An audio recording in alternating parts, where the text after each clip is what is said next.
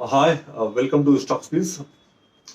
आज जिस टॉपिक पर हम बात करेंगे वो एक बहुत ही कॉमन टॉपिक है कि आम निवेशक को एक इन्वेस्टर को किस में इन्वेस्ट करना चाहिए। एफडी में, स्टॉक मार्केट में, या म्यूचुअल फंड में, रियल एस्टेट में, या गोल्ड में। ये कुछ 5 तरह के इन्वेस्टमेंट के जो बहुत ही कॉमन इन्वेस्टमेंट के जरिए हैं हमारे पास, जिसमें हम इन्वेस्टमेंट कर सकते हैं। बहुत पब्लिक जिसमें फाइनेंशियल अवेयरनेस नहीं है आज की डेट में, वो सबसे पहले बोलते हैं कि भाई या तो एफडी कर दो, अपने पास 10-20-50 हज़ार रुपया है, लाख 2 लाख रुपया एफडी कर दो, क्योंकि छोटे अमाउंट से रियल एस्टेट तो आएगा नहीं। और गोल्ड में इन्वेस्टमेंट करेंगे तो ठीक है, इससे अच्छा एफडी में कर दो, कुछ इंटरेस्ट भी मिलेगा। तो ये सोच करके एफडी में इन्वेस्टमेंट करते हैं। एफडी में रेट ऑफ रिटर्न क्या है अभी? 7% के करीब होगा, 6.5-7% जो भी है। अब टैक्स भी उसमें टैक्सेबल होता है, अगर नॉन टैक्सेबल करना तो फिर 5 साल का करना पड़ेगा। एफडी के अलावा फिर बाद में गोल्ड है। अब गोल्ड में आपको इंटरेस्ट कुछ नहीं है। हाँ, लेकिन आप अगर गवर्नमेंट का गोल्ड बॉन्ड्स और ये सब लेते हैं तो आपको 2% के करीब इंटरेस्ट भी मिलता है। तो गोल्ड में एक फेवरेट है इंडियंस का इन्वेस्टमेंट करना, कि भाई कुछ नहीं हुआ तो गोल्ड ले लो, रात बिरात सब काम आएगा, कभी भी कुछ जरूरत पड़ने पर, दरकार पड़ने पर काम आता है गोल्ड। तो और गोल्ड की ज्वेलरी तो हमारे इंडियंस की एकदम फेवरेट है कि घर में गोल्ड तो होना ही चाहिए। और हाँ, होना ही चाहिए। आपका नेटवर्थ का 5, 7, 8, 10% गोल्ड तो होना ही चाहिए डेफिनेटली। लेकिन आप देखोगे हमारे घरों में अगर आप कैलकुलेट करने जाओगे तो कम से कम 25-30% आपको टोटल नेटवर्थ का कईयों के घर में गोल्ड मिलेगा। 20-25, 25-30% रियल एस्टेट मिलेगा, 70% के करीब। तो मैं बताता हूँ आपको कि सबसे ज्यादा इन्वेस्टमेंट, बड़ा मोटा इन्वेस्टमेंट पैसा लोग रियल एस्टेट में लगाते हैं। कहीं से भी एक समझ लीजिए, आज नौकरी लगी, जॉब लगी, 22, 24, 25 साल के है, सबसे पहले घर ले लिया। यही करते हैं कि भाई एक अपना फ्लैट तो खुद का होना चाहिए। तो अगर भाड़ा पर रह रहे हैं या फिर माँ बाप के साथ भी है तभी एक दूसरा फ्लैट ले रहा है तो फ्लैट ले लिया। फ्लैट लेने के लिए क्या किया? कोई भी एक ढंग का फ्लैट लेने जाओ तो 1 करोड़ के नीचे फ्लैट है नहीं। 1 करोड़, 1.25 करोड़। तो 25-30 लाख रुपए का डाउन पेमेंट किया और बाद बाकी 60-65 लाख रुपए का ईएमआई उठा लिया। मियाँ बीवी दोनों काम कर रहे हैं और 8% जो भी एक इंटरेस्ट रेट चल रहा है उसके हिसाब से 60-65 लाख रुपए का ईएमआई पर फ्लैट ले लिया। 50-55 हज़ार रुपया उसकी ईएमआई के आसपास आ गई। अब वो ईएमआई 20 साल तक भर रहे हैं। यहां पर कमा रहे हैं, वहां पर ईएमआई में पैसा दिए जा रहे हैं। वो फ्लैट का कॉस्टिंग 20 साल बाद जाते जाते 1 करोड़ का हो जाता है, 2 करोड़ के करीब में। हाँ, रेट भी अप्रिशिएट होता है, उस हिसाब से मेंटेनेंस भी है। और अल्टीमेटली देखा जाए तो बस ठीक, आप एक अपना फ्लैट में, घर में अपने फ्री में रह रहे हैं। उसका जो इन्वेस्टमेंट किया वो इन्वेस्टमेंट की लागत हो सकता है आने वाले 15-20 साल में वापस से मिल जाएगी। बट उस हिसाब से कैपिटल अप्रिशिएशन मुझे नहीं लगता है रियल एस्टेट में। हाँ, रियल एस्टेट में अगर आप लैंड लो तो डेफिनेटली अप्रिशिएशन है, बट उसके भी फिर वाले प्रॉस एंड कॉन्स है कि भाई कोई कब्जा कर लेगा, कोई उसका फेंसिंग है, फेंसिंग करने के बाद लेकिन फिर भी डर रहता है मन में हर समय कि कुछ ना कुछ अनहोनी हो जाएगी। तो लैंड लेना तो लोग प्रेफर करते हैं कि फ्लैट लेते हैं, मकान, विलास, यही सब लेते हैं। तो गोल्ड में इंटरेस्ट नहीं है, रेंट नहीं है। हाँ, उसकी वैल्यू है कि आपको कभी भी जरूरत पड़ने पर आधी रात को पैसा खड़ा है। रियल एस्टेट में आपको उस हिसाब से कैपिटल अप्रिशिएशन नहीं है। एफडी में रेट ऑफ रिटर्न 6-7% है। आज इन्फ्लेशन चल रहा है 5-5.5% के करीब, आप 6-7% पे पैसा लगा रहे हो। आप मोटा मोटी जस्ट एक इन्फ्लेशन को बीट कर रहे हो। अभी का पैसा जो 10 साल बाद जितना होगा उतना ही महंगाई भी बढ़ जाएगी। तो अल्टीमेटली आप का कैपिटल एप्रिसिएशन जो है वो नहीं हुआ। Stocks, mutual fund. स्टॉक्स में लोगों को सबसे ज्यादा डर लगता है। हम इंडियंस को कुछ ज्यादा ही लगता है। उसके पीछे एक कारण है। डर लगने के पीछे सबसे बड़ा कारण है हमारे इमोशंस। हम रोज भाव देखते हैं, उस वॉलेटिलिटी से डरते हैं हम कि मार्केट जो वॉलेटाइल है, जो मार्केट हमें पेपर लॉस दिखाता है, जो नॉशनल लॉस दिखाता है हमें मार्केट, उस लॉस को देखने से डरते हैं हम। हमने स्टॉक लिया 100 रुपए में, भाव हो गया 90 रुपया, हमें डर लगा क्या 90 रुपये हो गया, 10% मेरा गया। हम एफडी का रिटर्न रोज नहीं देखते, म्यूचुअल फंड रियल एस्टेट भी रोज नहीं देखते, गोल्ड भी रोज नहीं देखते, म्यूचुअल फंड्स भी नहीं देखते कि हाँ चलो हर ईएमआई एसआईपी कर रहे हैं तो हर महीना का महीना कटते जाएगा, इतना नहीं देखते। बट बिकॉज ये स्टॉक्स है, ये रेडिली अवेलेबल है, हमें न्यूज़पेपर्स में, चैनल्स में, आजकल तो रील्स में भाव आ रहे हैं, सब जगह पनवाड़ी की दुकान पर लोग आपस में बात कर रहे हैं तो स्टॉक्स के बारे में बात कर रहे हैं, हाँ क्या हुआ उसका टीसीएस ये भाव हो गया, हाँ रिलायंस वो भाव हो गया, इस तरह से बात कर रहे हैं तो हमें उत्सुकता रहती है कि ये है कि मन में पूछना है क्या भाव है, हमारे शेयर्स का क्या भाव है, वो जानना रहता है हर समय। दिन में सुबह 9:15 से लेकर के 3:30 बजे तक मार्केट खुला है, तो हमें हर समय अपने स्टॉक्स का प्राइस जानना है, कौन सा नया स्टॉक लेना है, कौन सा पुराना स्टॉक बेचना है, कुछ ना कुछ एक्टिविटी करते रहना है। तो stock market is equal to activity. Perfect है कि स्टॉक मार्केट है तो एक्टिविटी तो होती रहती है। गोल्ड में एक्टिविटी नहीं है। आप देखो बरसों बरस पुराना गोल्ड पड़ा है लोगों के पास, उसमें कोई एक्टिविटी नहीं है। रियल एस्टेट में कोई एक्टिविटी नहीं है। आप एक बार लिए 20 साल तक, 25-50 साल तक वो आपके पास रियल एस्टेट पड़ा रहेगा। लेकिन गोल्ड में, स्टॉक्स में एक्टिविटी है। तो ये जो एक्टिविटी है दैट किल्स। अगर हम अपने माइंड को, अपने थॉट प्रोसेस को ऐसे डेवलप कर ले कि हमें एक्टिविटी नहीं करनी है, पेपर लॉस हो रहा है तो हमें सिर्फ देखना है या अनदेखा कर देना है, अगर ये हम अपने माइंड को डेवलप कर ले तो मुझे लगता है कि स्टॉक मार्केट में जो आज की डेट में इंडियंस की 3% की एक हिस्सेदारी है, जिनकी उसमें इन्वेस्टमेंट करते हैं, only 3% of the total population of India invests in stock market, वो बढ़ के कई गुना हो जाएगी मुझे लगता है। अगर हम इस बात से अपने आप को दरकिनार कर ले कि हमें वॉलेटिलिटी से कुछ नहीं, हमें फर्क नहीं पड़ता, हम एक बिजनेस में इन्वेस्टमेंट कर रहे हैं जो बिजनेस आगे जाकर के हमें एक मोटा पैसा देगा, अगर हम ऐसा सोचे तो हो सकता है हम रोज रोज की वॉलेटिलिटी को नहीं देखें। और अगर रोज रोज की वॉलेटिलिटी को नहीं देखेंगे तो कब 100 रुपए का माल 80 हुआ, कब 80 का वापस से 150 हो गया, हमें पता नहीं चलेगा। और अगर हमें पता नहीं चलेगा तो हमें डर नहीं लगेगा, हमें एंग्जाइटी नहीं होगी। एंग्जाइटी नहीं होगी तो ठीक है, कोई बात ही नहीं है, फिर हमें लगेगा कि स्टॉक मार्केट भी अच्छा है। यही है ना। डर तो इसीलिए लगता है कि जब हम रोज भाव देखते हैं। इंडिया की पॉपुलेशन की टोटल सिर्फ 3% स्टॉक मार्केट में इन्वेस्टमेंट करती है। चाइना की 13% है, इंडोनेशिया ये सब की शायद 11% है, जापान की शायद 25-27% है। तो मैं कहना चाहता हूं कि हम एशियंस जो होते हैं वो बहुत कंजर्वेटिव सोच हमारी है ही, प्लस हम स्टॉक मार्केट को भी बहुत उस तरीके से देखते हैं कि इसमें पैसा ज्यादा नहीं लगाना है, पैसा डूब जाता है या वॉट एवर रीजन। अब यूके की मैं बताऊं तो तकरीबन 40-45% के करीब है, यूएसए 61% है, 61%, 66% ऑफ द टोटल पॉपुलेशन जो है स्टॉक मार्केट में इन्वेस्टमेंट करती है। अच्छा, यूएसए में एक और खास बात है कि वहां की पॉपुलेशन का इन्वेस्टमेंट करने का तरीका भी बहुत अलग है। वहां की पॉपुलेशन ईटीएफ के थ्रू इन्वेस्टमेंट करती है, म्यूचुअल फंड्स के थ्रू इन्वेस्टमेंट करती है। ईटीएफ हो गए एक्सचेंज ट्रेडेड फंड्स, हमारे इंडिया में भी है, कई सारे अवेलेबल है, बट कोई करता नहीं है।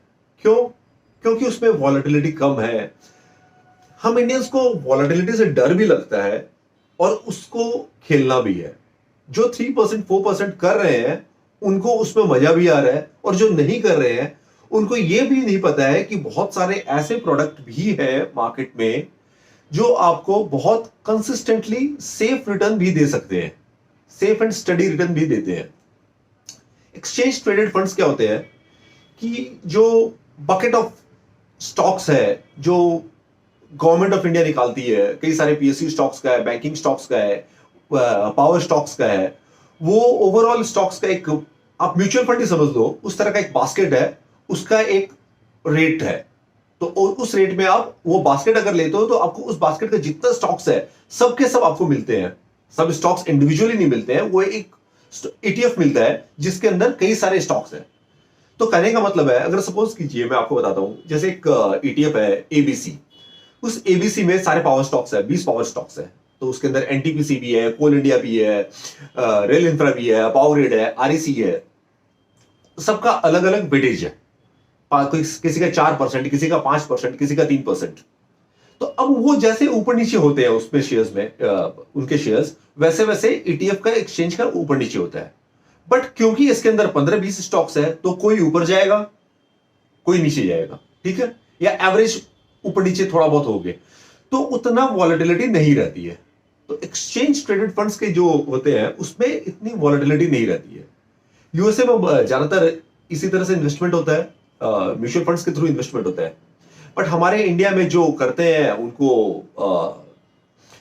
स्टॉक मार्केट से तुरंत पैसा भी चाहिए, उनको इंट्राडे करना है, उनको फ्यूचर्स एंड ऑप्शंस करना है, जल्दी 1 लाख रुपए की मार्जिन लगा करके 5 लाख का माल लेना है और फटाफट पैसे कमाने हैं, रातों रात करोड़पति बनना है, महीना 2 महीना में गाड़ी बंगला डुप्लेक्स लेना है।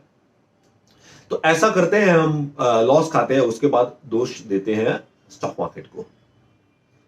तो स्टॉक मार्केट का रिटर्न आप देखो, पिछले कई साल का CAGR देखो तो आपको तकरीबन 12-13-14% के आसपास आ रहा है। लेकिन फिर भी हम FD में पहले तो 5% के करीब रहा होगा, अभी शायद कुछ बड़ा है तो 6.5-7%, 7.25% जो भी है वो होगा।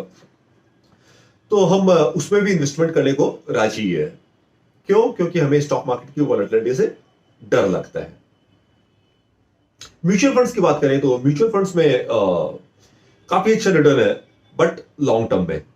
क्यों? क्योंकि इक्विटी म्यूचुअल फंड्स जो होते हैं, जो इक्विटी बेस्ड होते हैं, उनका 95%, 90-95% ऑलमोस्ट हर समय इक्विटीज में लगा हुआ रहता है। तो वो बाय नेचर थोड़े वॉलेटाइल होते हैं, क्योंकि जैसे जैसे स्टॉक्स मींस इक्विटी, न्यूकमर्स को बताऊं तो वो जैसे जैसे ऊपर नीचे आते हैं वैसे वैसे उसमें भी ऊपर नीचे होता है। बट फिर भी उसमें कंपेयर टू इंडिविजुअल स्टॉक्स कम वॉलेटिलिटी होती है, just because same as ETF, कि ETF में जैसे बहुत सारे बंच ऑफ स्टॉक्स होते हैं, वैसे ही म्यूचुअल फंड्स में भी बहुत सारे बंच ऑफ स्टॉक्स होते हैं। तो उसमें वेटेज के हिसाब से जैसे जैसे ऊपर नीचे होगा वैसे वैसे वॉलेटिलिटी होती है, तो कम होती है compare to individual stocks. Mutual funds का रिकॉर्ड भी काफी अच्छा रहा है। कई सारे म्यूचुअल फंड्स ने बहुत अच्छा परफॉर्मेंस दिया है। आपने अगर सोशल मीडिया में या न्यूज़पेपर्स में भी देखा होगा तो रिलायंस का एक म्यूचुअल फंड था जो शायद 1990 में आया, कितने 30 साल में, 1990 से 2020 तक 30 साल के अंदर शायद 1 लाख का 1 करोड़ हो गया, 100 टाइम्स हो गया। इस तरह से कई सारे म्यूचुअल फंड्स है जिसने बहुत अच्छा हेफ्टी रिटर्न्स दिए हैं, अमूमन 12-14% से लेकर के 18-20-22%, 25% तक भी। बट हाँ ये है कि जैसे म्यूचुअल फंड्स का डिस्क्लेमर होता है कि पास्ट परफॉर्मेंस कोई गारंटी नहीं है कि फ्यूचर में भी ऐसा ही रहेगा। Totally dependent on stock market is dependent on Indian economy is also to some extent dependent on global economy. तो ओवरऑल सब कुछ एक दूसरे से लिंक्ड है। ये एकदम सही बात है कि ओवरऑल अगर वर्ल्ड में कुछ खराबी आती है तो इंडिया में भी आनी निश्चित है। वर्ल्ड अगर अच्छा करता है तो इंडिया और बेटर परफॉर्म करेगा, क्योंकि इंडिया एक बहुत ही डेवलपिंग कंट्री है। आप हैंगसेंग का मार्केट देखो, हैंगसेंग हांगकांग अभी भी शायद 18-19 हजार रुपए चल रहा है, जो 2007 में 30,000 हुआ था। उस समय इंडियन मार्केट सेंसेक्स 22,000 था, 21-22 हजार। वो 21-22 का 65 हो गया है, ऑलमोस्ट 3 टाइम्स। बट हैंगसेंग अभी भी 18-19 के आसपास है। जापान उस समय शायद 15-16 रहा होगा, अभी शायद 20-22 के करीब होगा, मुझे ठीक से पता नहीं है। तो सारे वर्ल्ड ओवर सारे मार्केट्स को इंडियन मार्केट ने बीट किया है। फिर वही से डिस्क्लेमर है कि जो पहले हुआ है वो हो सकता है फ्यूचर में नहीं हो, बिल्कुल सही है। बट अपने इस तरह से अगर सोचते रहेंगे तो आने वाले 10-15 साल बाद भी अपने को यही लगेगा कि नहीं, जो पहले हुआ है अभी नहीं होगा। अभी तो सेंसेक्स 1.5 लाख हो गया है, जो पहले हुआ था अभी नहीं हुआ होगा या इन फ्यूचर नहीं होगा। तो ये सोचना ही गलत है। इंडिविजुअल स्टॉक्स में अगर आपको डर लगता है then invest in mutual funds. Mutual funds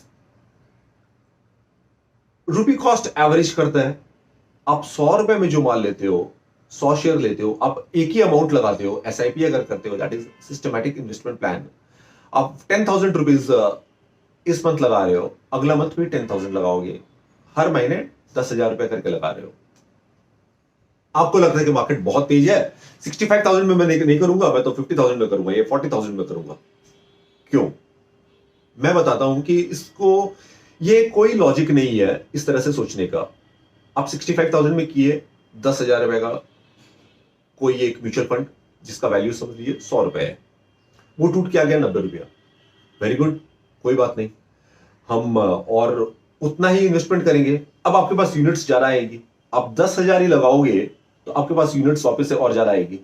पहले आपको 100 रुपए का अगर वैल्यू था तो 10,000 रुपए लगाए तो 100 यूनिट आपको मिली, अब आपको मिलेगी 1100 यूनिट, ऑलमोस्ट 80 आ गए, आपको और ज्यादा मिलेगी, तकरीबन 1250 1250 जो भी हो, 70 आ गया, आपको और ज्यादा मिलेगी। क्यों? क्योंकि आप सेम अमाउंट लगा रहे हो। एसआईपी का यही बेनिफिट है कि आपको रूपी कॉस्ट एवरेजिंग करता है। मार्केट डाउन ट्रेंड में है, मैं मान लिया कि आपने बहुत गलत एंट्री कर ली, आपने बहुत ही गलत एंट्री की है भाई, बहुत अन्याय हो गया मेरे साथ, 65,000 में लगा दिया, किसी के बोलने पर सेंसेक्स हो गया 55,000, मेरा म्यूचुअल फंड 100 का हो गया 70, वेरी गुड, वेरी गुड। क्यों? आप उतना ही इन्वेस्टमेंट किए जा रहे हो, आपकी यूनिट्स ज्यादा आ रही है। तो आप समझो कि अगर आप कॉपी कलम पेन लेके बैठो तो आप देखोगे कि आपकी एवरेज बहुत कम हो रही है। आपकी एवरेज कम नहीं होती उतनी अगर आप उतनी क्वांटिटी लेते। पहले अगर 100 क्वांटिटी ली तो 90 में भी 100 क्वांटिटी लेते, 80 में भी 100 क्वांटिटी लेते, 70 में भी 100 क्वांटिटी लेते। 70 में 100 क्वांटिटी लेते तो आपका 7,000 रुपये इन्वेस्टमेंट होता, लेकिन आप 10,000 रुपये इन्वेस्टमेंट कर रहे हो। इन्वेस्टमेंट अमाउंट सेम है तो आपकी एवरेजिंग काफी अच्छी रहेगी, 85 88 के आसपास रहेगी। अब अगर कोई बाउंस आता है तो आपको इंस्टेंट एट पार आ जाता है, दैट मैटर्स। अब इसके ऊपर जो है सब बोनस है, इसीलिए कहते हैं कि स्टॉक मार्केट म्यूचुअल फंड्स में टाइम देना जरूरी है, टाइमिंग जरूरी नहीं है। लॉन्ग टर्म में टाइमिंग जरूरी नहीं है,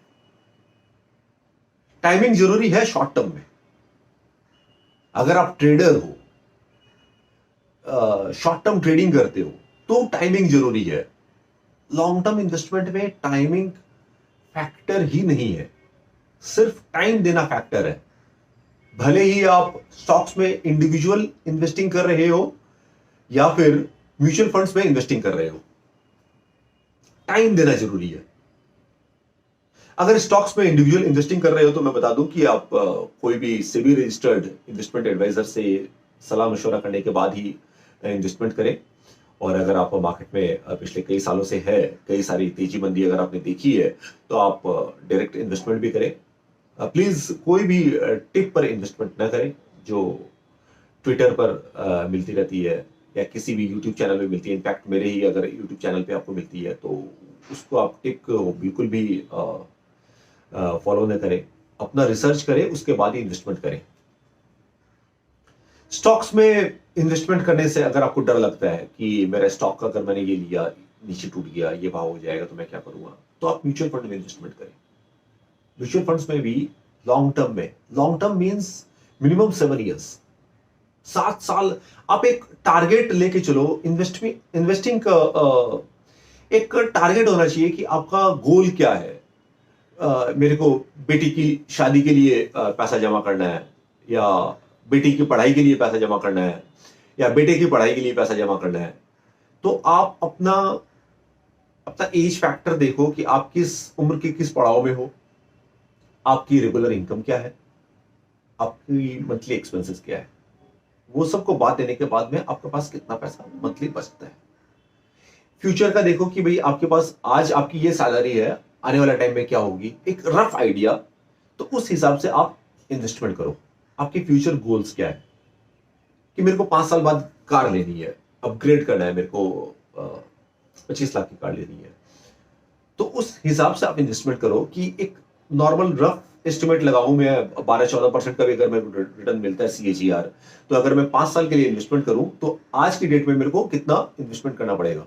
बहुत सिंपल कैलकुलेशन है, सबके पास मोबाइल है, कैलकुलेटर है, उसके अंदर आप कैलकुलेटर में जाओगे तो इन्वेस्टमेंट में जाओगे, दोगे कि मेरा ये टाइम पीरियड ये है और इतना % के हिसाब से मेरे को रिटर्न मिल रहा है, अगर मैं इतना रुपया लगाऊं तो ईयर एंड में 5 ईयर्स, आफ्टर 5 ईयर्स मेरा कितना अमाउंट हो जाएगा।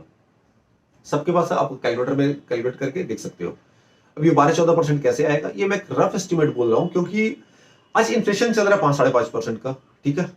इंडियन इकोनॉमी ग्रो कर रही है 6.5-7% के हिसाब से, आपको 12-13% का रिटर्न तो हर एक ऑलमोस्ट बहुत सारी कंपनीज बना रही है, जो टॉप की कंपनीज है, जो निफ्टी में लिस्टेड है, NSE में लिस्टेड है, वो सब बना रही है। 10-12-14% का रिटर्न तो वहां से आपको अच्छा से मिल सकता है। जो नामी गिरामी नाम है, जो 2-2, 3-3, 5-5 लाख करोड़ की कंपनीज है, वो सब में जिसमें आपको डर बहुत कम है। डर हमेशा रहेगा स्टॉक मार्केट में, अगर आप शॉर्ट टर्म में देखोगे तो। लॉन्ग टर्म में देखोगे तो कोई डर नहीं है। अगर आप स्टॉक्स को गोल्ड की तरह ट्रीट करो, रियल एस्टेट की तरह ट्रीट करो, तो आपको डर नहीं लगेगा। आपको डर कब लगता है, जब आप उसको दिन रात 24 घंटे देख रहे हो, न्यूज़पेपर्स में, मोबाइल में, हर जगह आप अगर उसके ऊपर वॉच कर रहे हो, उसके ऊपर पैनी नजर गड़ा के रखे हो, और उससे आपका heart beat fast high low हो रहा है। डर तब लगता है, एंग्जाइटी तब आती है। अगर आप नहीं देखोगे तो आपको कोई डर नहीं है। तो म्यूचुअल फंड्स में अगर आप इन्वेस्टमेंट करते हो तो आप ये मान के चलो कि आपको कम से कम 5 से 7 साल मिनिमम इन्वेस्टमेंट करना है, जितना जरा टाइम होराइजन हो, बेटर फॉर यू। एक गोल लेके चलो कि आपको इस पर्टिकुलर गोल के लिए ये अमाउंट चाहिए, तो आपको इतना इन्वेस्टमेंट करना है ताकि एक मेरा गोल अचीव हो सके। वो जो मोटा पैसा आएगा वो दिखेगा। ये जो ट्रेडिंग करके हम गोवा का खर्चा निकालते हैं या अंडमान का खर्चा निकालते हैं, तो वो पैसा दिखेगा नहीं।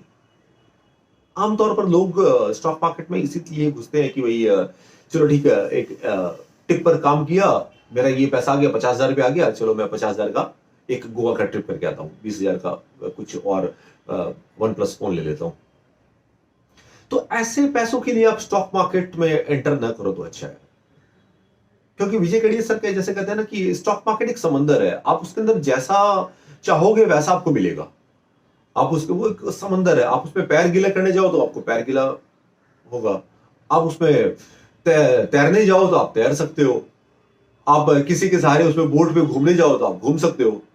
लेकिन अगर आप उस मास्टरी को, उस इन्वेस्टमेंट को, उसको मास्टर कर लो, तो आप गोता लगा करके नीचे से मोती भी निकाल सकते हो। तो मार्केट वैसा ही है। अभी आपके ऊपर है कि आप कैसे उसको अप्रोच करते हैं, आपका थॉट प्रोसेस क्या है, कैसे आप उसको हैंडल करते हैं। तो ये जो 4-5 असेट क्लास हमने जो बात की, real estate, gold, stocks, FD, mutual funds, मेरा फेवरेट तो ऑल टाइम स्टॉक्स है। मैं डायरेक्टली उसी में इन्वेस्टमेंट करता हूं और काफी कॉन्सेंट्रेटेड पोर्टफोलियो रखता हूं। बट मैं बिल्कुल सजेस्ट नहीं करूंगा किसी को भी डायरेक्टली इन्वेस्टमेंट करने के लिए, अगर उन्होंने कई सारे साल स्टॉक मार्केट में नहीं बिताए हैं। और कॉन्सेंट्रेटेड पोर्टफोलियो तो बिल्कुल भी रिकमेंड नहीं करूंगा। पोर्टफोलियो डाइवर्सिफाइड रखें, 4 से 5 सेक्टर्स में उसके टॉप लीडर्स को उसमें इन्वेस्टमेंट करें। अगर आपको समझ में नहीं आया तो निफ्टी देखें, निफ्टी 50, या फिर और भी अच्छा है नेक्स्ट 50 भी आप देख सकते हैं। उसमें भी कई सारे बहुत अच्छे अच्छे स्टॉक्स है जिनके पूरे पूरे चांसेस है निफ्टी में आने के। तो ये निफ्टी ने ही बनाया है ये इंडेक्स, तो आप समझ सकते हैं कि उसके अंदर भी जो स्टॉक्स है वो सब भी टॉप के स्टॉक्स है, निफ्टी नेक्स्ट 50। तो आप उसको भी देख सकते हैं, उसमें से भी अच्छे स्टॉक्स निकाल सकते हैं। सेक्टर वाइज एलोकेट कर सकते हैं आप कि 4-5 सेक्टर्स है, IT है, कंज्यूमर है, फार्मा है, health care, banking, micro finance, उसमें से आप टॉप के लीडर्स को निकाल करके एक अच्छा पोर्टफोलियो बना सकते हैं। 8 से 10 स्टॉक्स मोर देन एनफ, क्योंकि उससे जरा मुझे लगता नहीं कि ट्रैक कर पाना पॉसिबल है। 10 हो जाए, 15 हो जाए, ये 15 के ऊपर तो फिर बाद में वो बहुत ही खिचड़ी से बन जाती है। तो और म्यूचुअल फंड्स में अगर आप इन्वेस्टमेंट करते हो तो फिर तो आपको सोचना ही नहीं है, फिर तो आपको अच्छा टॉप का म्यूचुअल फंड्स जो है उसमें भी आप थोड़ा डाइवर्सिफाई रखो, सेफ्टी रहेगी। स्मॉल कैप ले सकते हैं, कुछ मिड कैप स्टॉक्स में लगा सकते हैं, लार्ज कैप्स स्टॉक से जो रिलेटेड है वो लगा सकते हैं। कुछ नहीं समझ में आता तो निफ्टी का तो म्यूचुअल फंड बेस्ट है ही फिर बाद में, कि एनएससी से निफ्टी से रिलेटेड जो म्यूचुअल फंड है अब तो उसमें लगा दिए। निफ्टी का जो रिटर्न आएगा ऑलमोस्ट ±1% आपका भी रिटर्न आ जाएगा लॉन्ग टर्म में। शॉर्ट टर्म में अगर आप सोचते हो तो फिर वाले डेट फंड में लगाओ, और अगर कुछ नहीं समझ में आता है घूम फिर के तो फिर वाले एफडी जिंदाबाद है ही आपकी। मैं तो रिकमेंड नहीं करूंगा एफडी, बट अगर आपको कुछ भी और दूसरा समझ में नहीं आता है तो फिर बाद में बैंक एफडी है। बैंक्स को भी तो पैसा मिलना चाहिए ना। आप एफडी में पैसा लगाओगे तब बैंक्स आपसे 6-7% में लेगी, और होम लोन देगी 8.5% में, 8-8.5% में, पर्सनल लोन देगी 12-13% में, कॉमर्शियल लोन देगी भाई 12-13-14%, 16% तक भी लगा दे। क्रेडिट कार्ड वाले तो 24%, 48% भी लगाएंगे। तो अल्टीमेटली फिर वाले बैंक कमाएगा, और बैंक कमाएगा तो बैंक्स के शेयर्स बढ़ेंगे, और बैंक्स के शेयर्स बढ़ेंगे तो ओवरऑल स्टॉक मार्केट वाले लोग को अच्छा लगेगा। सरकाज़म अवार्ड, लेकिन ये है कि स्टॉक्स में डायरेक्ट इन्वेस्टमेंट अगर आपको समझ में नहीं आता तो म्यूचुअल फंड्स के थ्रू पैसा लगाना भी एक अच्छा आइडिया है लॉन्ग टर्म के लिए। उसमें और कॉन्सेंट्रेटेड अगर आप करने जाओ तो सेक्टोरल वाइज आप इन्वेस्टमेंट कर सकते हो। ऐसा म्यूचुअल फंड जो सिर्फ एक पर्टिकुलर सेक्टर के लिए ही है, जैसे आईटी से रिलेटेड है तो आईटी के लिए है, फार्मा का सेक्टर, उसमें आपकी वो कॉन्सेंट्रेटेड बेट हो जा रही है। आप इंडिविजुअल स्टॉक में नहीं लगा रहे हो, आपको डर लग रहा है, तो आप फार्मा के सेक्टर के जो रिलेटेड एक म्यूचुअल फंड है आप उसमें इन्वेस्टमेंट कर दिए। उसमें जो 15-20 स्टॉक्स है सब फार्मा के हैं, तो फार्मा अगर बढ़ता है तो आपको भी अच्छा रिटर्न मिलता है। अभी जैसे सब कहते हैं कि आईटी बढ़ेगा, आईटी बढ़ेगा, तो आईटी के स्टॉक्स का भी म्यूचुअल फंड है, आप उसमें इन्वेस्टमेंट कर सकते हो। वो हो गई एक कॉन्सेंट्रेटेड बेट, उसमें थोड़ा रिस्क ज्यादा है तो रिटर्न भी ज्यादा है compare to other mutual funds. तो आज यहीं तक रखते हैं। उम्मीद करता हूं मैं कि आपको ये वीडियो पसंद आएगा। अगर पसंद आया तो लाइक सब्सक्राइब कीजिएगा। Thank you.